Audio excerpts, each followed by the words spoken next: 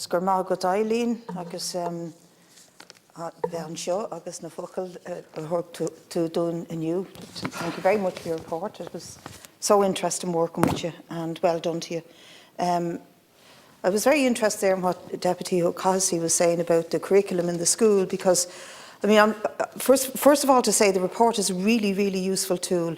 It's a rich collection of statistics, all in the one space, that jump out at you, because the statistics on all areas, employment, housing, health, education, really speak for themselves and explain, without you having to wonder about it, that there is absolute systemic discrimination against travellers in all aspects of our lives. But the thing you said there, Deputy O'Cahissy, about trying to find a reference to nomadic people in our curriculum speaks volumes, because our curriculum is designed by people who work in the Department of Education. The Department of Education is run by whoever is in this House at a particular given time.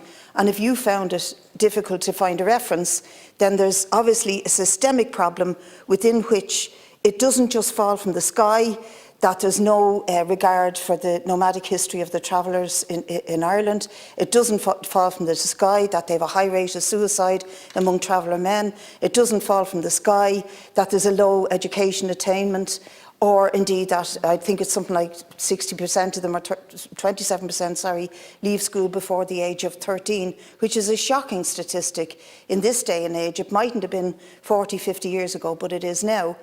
Those things have a reason. They have a systemic history and a systemic reason for them. And I experienced it very much as the chairperson of the Traveller Accommodation Programme in Dublin City Council. I chaired that for about 4 or 5 years. And it was like bashing your head off a brick wall, because verbally and in body language and all the rest of it, you were getting the cooperation of the council officials. They'd say yes to this, they'd say yes to that, and we'll do the other.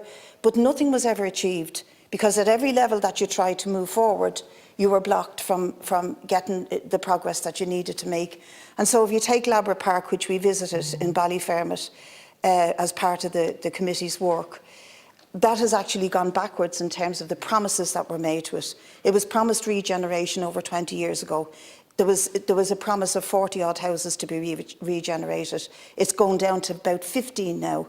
In 2022, they are hopeful that they might get 15. And the consequence of that is one that the council end up saying, oh well, travellers actually prefer settled accommodation. They don't really want traveller-specific accommodation. Travellers are being forced, by virtue of the fact that the authorities are not delivering on the promises that they give for that particular accommodation, to choose or to have to accept settled accommodation. It's integration by almost oppression, and it is a completely wrong approach, and it won't work, and it will actually contribute to poor mental health, to bad outcomes, to a lack of confidence, to a lack of self-sustainability. So I think we ourselves, in every aspect of the work that we do as given political leadership, need to be so conscious of that.